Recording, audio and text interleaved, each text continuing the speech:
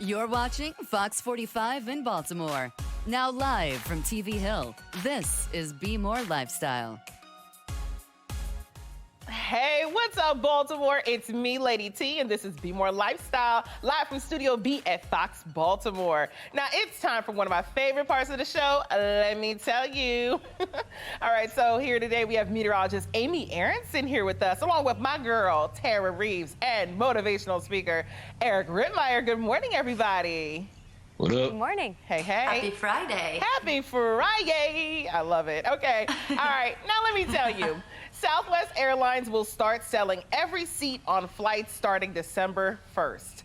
During the coronavirus pandemic, middle seats were blocked out to help passengers spread out. Southwest cited findings from medical and aviation organizations as a reason for resuming normal sales. The move comes just in time for the holiday travel season, which will no doubt be lighter than normal. Delta is now the only major U.S. carrier limiting the number of passengers on flights. Now, don't nobody like the middle seat? Like, yeah, they could get rid of middle seats altogether, and I think I'll be okay. I don't understand why you would put this back on the. I'm gonna start off, Tara. I mean, I know I might be trifling, but I really don't care for middle seats. Get rid of them all. Yeah, I don't like them either, but if it's gonna help Southwest Airlines stay in business, I think I read an article where it said they recorded over $1 billion loss in their third quarter. So there's gonna be no aisle seats or window seats lest they bring back the middle seat. So I think with safety precautions in place, they say if you feel threatened, Lady T, you don't have to take the middle seat. You can take a later flight. So maybe I'm with you. I don't really like the middle seat either, though. Not if I feel threatened, though. Okay. If you feel threatened well, by not socially distancing. Right. That's so awkward. All right, Eric. Can I get a window seat or not? I can't sing it like you. Here's the awesome thing about Southwest, right? You got early bird check-in. You pay $25 to pick your own seat. You get stuck in the middle. Here's the issue, though. I joke around and goof off. I'm silly. Like Tara just said, they took a $1.16 billion loss third quarter. It's hurting their pockets. Here's the stats, though. I got to be serious for a minute. Okay. You look at the stats. 1.2 billion people have traveled via airplane so far this year. Wow. 44 people, 44, they've attributed back to flights saying that's how they caught COVID. Whoa. You have a better chance of getting struck by lightning, playing golf, hitting a hole in one than you do catching COVID on a flight. Let's be real. Wow, that's major. Wow. Now, apparently, okay, this is a surprise. Tara and Amy, Eric said that he's gonna pay for us to do the early bird check-in, $25, y'all. I'm so excited. Amy, how do you feel to have won this money? I'll take it. I haven't flown yet. Have you guys flown yet since all this happened? I haven't even been on a plane. I have only looked at planes, but I have not flown on anything since the pandemic. Yeah, it's too scary out there right now. I'm not with it right now. But okay, now we want you to tell it. Do you have a favorite seat on the plane? Maybe you do prefer the middle seat, or you have to be near the window. Let us know. Head to foxbaltimore.com/vote and let us know. Or go on the Fox 45 News app. Under Explorer, you can find the spot to vote. At the end of the show, we're going to see what everybody thinks. Now, let me tell you, a recent poll shows New Jersey is America's least favorite state. The lifestyle website Best Life looked at a number of factors to determine the rankings, including census data and a Gallup poll asking about the best states. The site then created a hatred index of all 50 states, starting with the least hated, Idaho, and ending up in New Jersey. Maryland landed at number 28. I mean, well, nothing goes on in Idaho except potatoes. All you get from Idaho is potatoes. Now, Maryland being number 28, I kind of understand. But why New Jersey? I was born in Jersey. Why the hatred for Jersey? You got Jersey Shore over there. You have Snooki over there. I feel like all good things come from Jersey. Amy, start me off. What'd you think about this? Yeah, I don't know. I guess that you always hear that, so you always associate New Jersey as being a hated place, but I'm not really sure. I'm from Pennsylvania, like right across the bridge. Literally, you can walk from Pennsylvania to New Jersey, where my parents live. Whoa. And it's not much different. Walking over the bridge, it looks like the same to me, so. Wow. See, I'd like to see more of what they came up with, their data. Amy, this is why you're my favorite, because you are a New Jersey advocate. Tara, what did you think about this? Are you a New Jersey hater too? Not necessarily. So one of the best podcasts that I ever listened to was You Control Your Own Emotions. So it was like, no one can make you angry, no one can make you upset. You allow them to cause your emotions to either flare up or be somewhat depressed. So maybe the people who are voting, they're not good at controlling their emotions when they go to New Jersey, because you can have fun just stuck inside your house in quarantine, or you can have fun going to the Jersey Shore, hanging out with Snooki, hanging out with JWoww, all the crew. So I don't really know. I don't really have a least favorite state, to be honest. Everywhere I've gone, I've enjoyed it. Well, your least favorite state can now be Idaho. How about that? Okay. Or okay, Idaho. You can have Idaho. It. There you go. Eric, least favorite state, okay, Idaho, but least favorite state is New Jersey. What did you think about that? All I keep thinking about is GTL and grenades. Cancel! That's what you think about Jersey Shore, right? So here's my thing. I always look for like outliers, right? I was shocked at number 2. The most hated state with number 2 was Texas. That's crazy to me. Like, who hates anybody from Texas? You know what I mean? So it's like, number 2 is Texas. From Texas. I'm surprised. What? Texas was number 2? That's surprising. Number 2 on the list. I couldn't believe. I get the whole GTL thing. You know what I mean? Like, you got that whole thing going down, and you know, I don't like that. I don't like that. Okay. I love everybody. I love everybody. I know you do. We love you too. Okay. Well, up next, let me tell you, everyone's favorite creepy and kooky family could soon be back on TV. Deadline reports Tim Burton is in the works to create the Addams Family live-action TV series. Burton is negotiating to be an executive producer and possibly director for the series. Deadline also says this series would be best set in, it's going to be set in present times and be from the perspective of Wednesday Addams. I love it. So they're probably going to have iPhones. They're probably going to be haunting people via Zoom. I can't wait. I want to see this. I love it. Tara, what do you think? I completely agree. That's actually hilarious. They need to get you to be one of the producers, Lady T. I'm ready. I will say, for the lead characters, I was hoping that they would pick Sophie Turner and Joe Jonas. Remember when they went as the lead characters from the Addams Family about 2 years ago for Halloween? Nailed it. And I would love to see them in this live action. That would be nice. That's a good idea. Okay, we got to start setting them some ideas. Amy, what did you think? Let's get it going. Yeah, we got to get it going, honestly. I admit I've never been like an Addams Family fan. I know, but it's been on Freeform a lot lately because they have all their Halloween movies on right now. So I've caught bits and pieces here and there. I just have to make time to sit down and watch the whole thing. Okay, so I get the background. Eric, are you watching too? Are you gonna plan to watch? I'm gonna save everybody else. I'll save everybody else the embarrassment. Let's do it. Da-da-dum. Anybody, it's old school members out back. The Addams Family. No, actually, there's some facts on that. You probably didn't know this. Number 1, it was black and white. You know the walls were actually pink in the Addams Family house. What? Number 1. Yeah. Number 2, they were the first TV family to have a computer. So you talk about iPhones, they were the very first family to have a computer. The thing's ginormous. It's called like the iVap or something like that. Yeah, Uncle Fester. What's Uncle Fester, I love it. Okay, thank you guys so much for chatting with me today. You guys are awesome. Till next time. All right. Now, there's nothing scary about this year's ZooBoo at Maryland Zoo. The changes you could see ahead of this year's big event. Also, make sure your kids feel challenged and excited while in the classroom, the private Catholic school with a focus on getting kids to their full potential.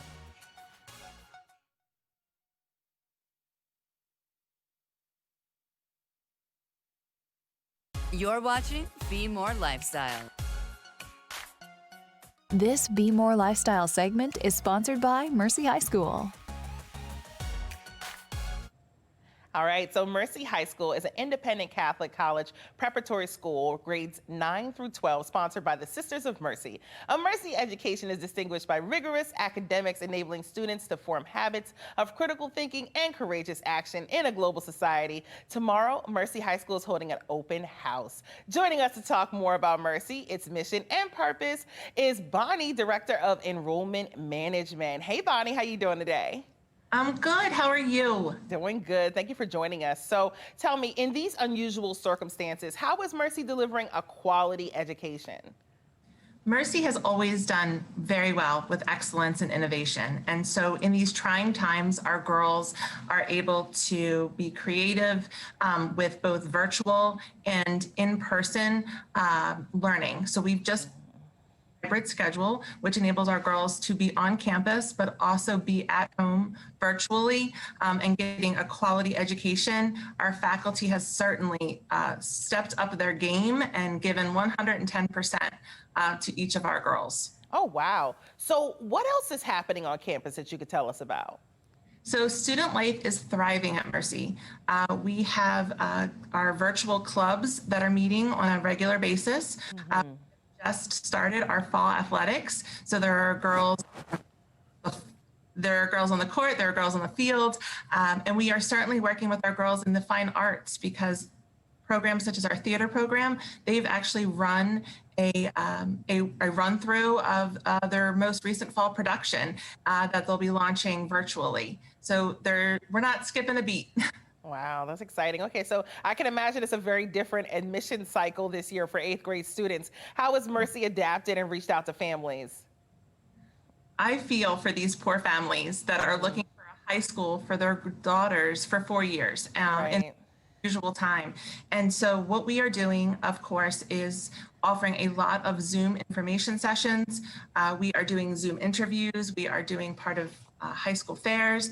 We are also doing an amazing job trying to show the girl what a typical day would be like. So all 8th graders are required, if they're applying to Mercy, to join us for a virtual visit day where they have the opportunity to meet current Mercy students, interact with faculty and staff members, ask questions, see classes, and learn all about what Mercy has to offer through a computer screen. And we are also doing in-person tours for families of 8th graders after school to really work on not having a large group of people, being very socially distanced and minded with health, but being able to at least show them something that they can really take home with them. Got you. So this is the new norm. Thank you so much for joining us today, Bonnie. Thank you so much. And we look forward to seeing everyone tomorrow for virtual open house. Don't fall victim to someone else's feelings. You can catch them also. Still ahead, how to keep your mind focused on you. And don't be scared, ZooBoo is back and there are some big changes next. The best way for you to secure your spot at the event.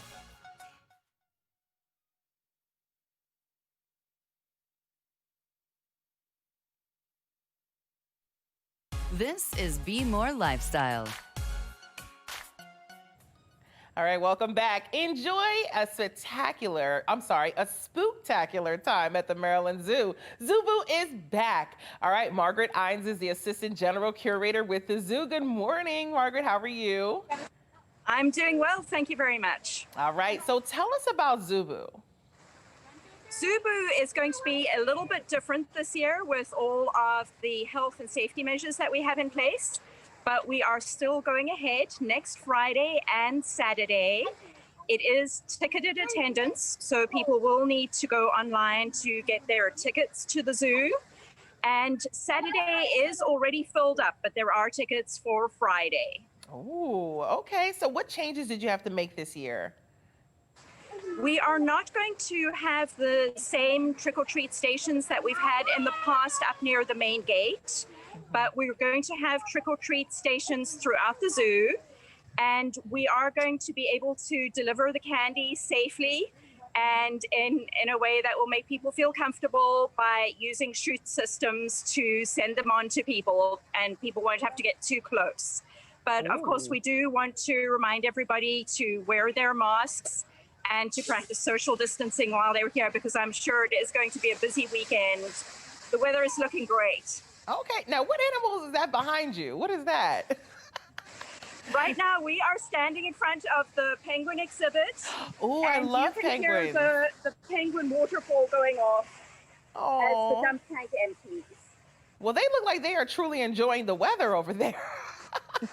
It is perfect weather for penguins and for guests. It's a great time of year to visit the zoo. Okay, now all the penguins will be at ZooBoo, correct?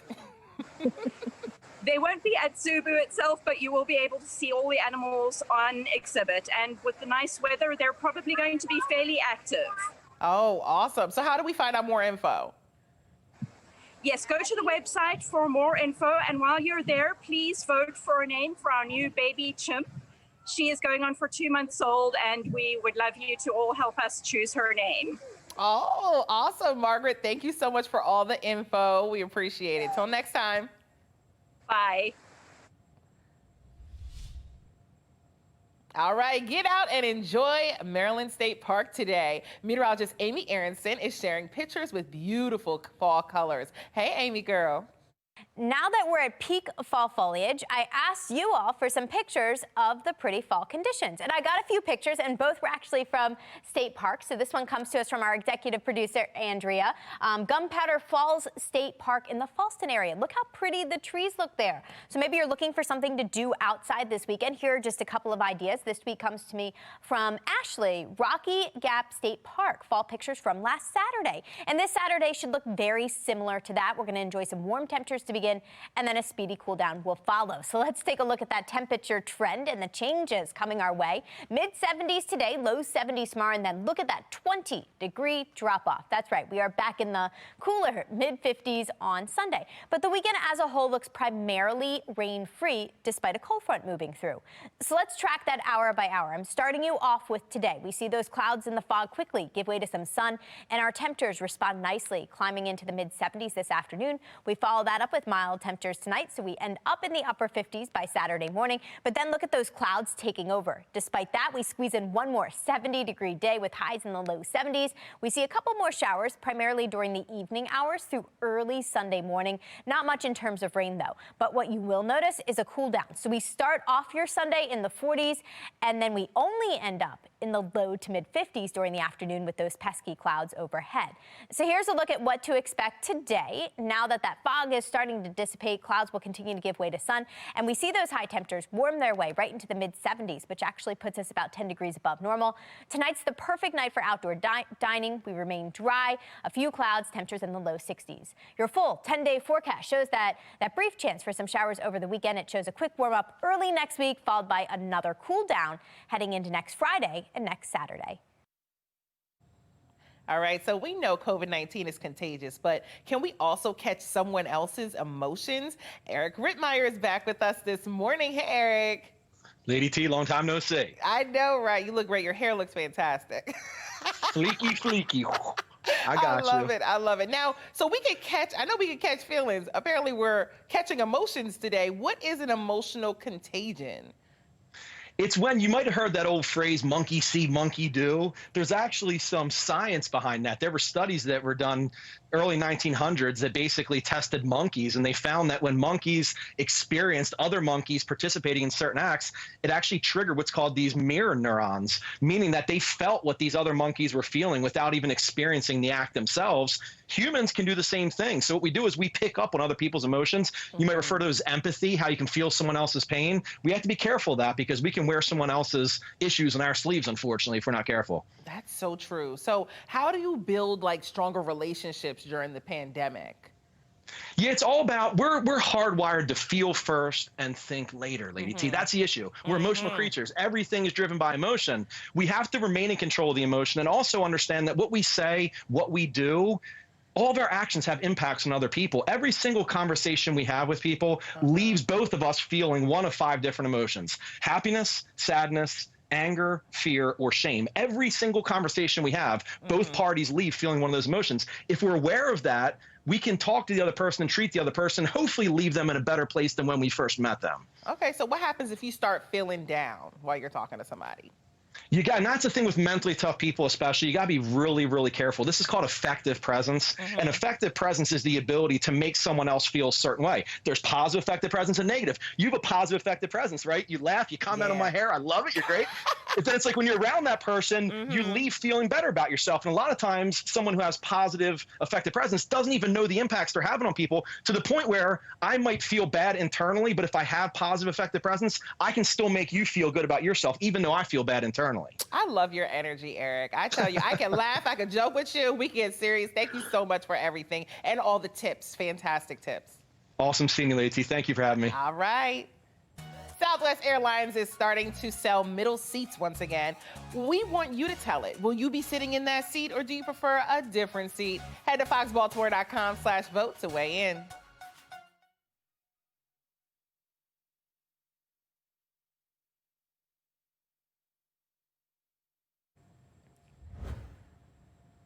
All right, Southwest Airlines will start selling every seat on flights starting December 1st. During the coronavirus pandemic, middle seats were blocked out to help passengers spread out. Southwest cited findings by medical and aviation organizations as a reason for resuming normal sales. The move comes just in time for the holiday travel season, which will no doubt be lighter than normal. Delta is now the only major U.S. carrier limiting the number of passengers on flights. And we wanted you to tell it. Do you have a favorite seat on the plane? Maybe you do prefer the middle seat, or do you prefer the window? Here are the results. Okay, it looks like 85% said they want the window seat. I'm trying to tell you. That's why I sang it earlier. The window seat is the best seat. All right, and we've got a great show lined up for Monday. Election day is getting closer and closer, and the argument around politics grows stronger. But how do you talk to your kids about what's going on in this election? Kids as young as 3 may have some understanding as to what's going on, and nominees can bring up some things that may be questionable. Monday morning on BMORE Lifestyle, the best ways you can talk to your kids about the election. Find out how to have your business featured on BMORE Lifestyle. Email us at bmorelifestyletv@foxbaltimore.com. Baltimore, I just want to say happy birthday to my mother. She's a uterine cancer survivor, and today she turns 57 years old. Happy birthday to her, Baltimore. Thank you for inviting me into your home. Remember to love one another. I'll see you Monday.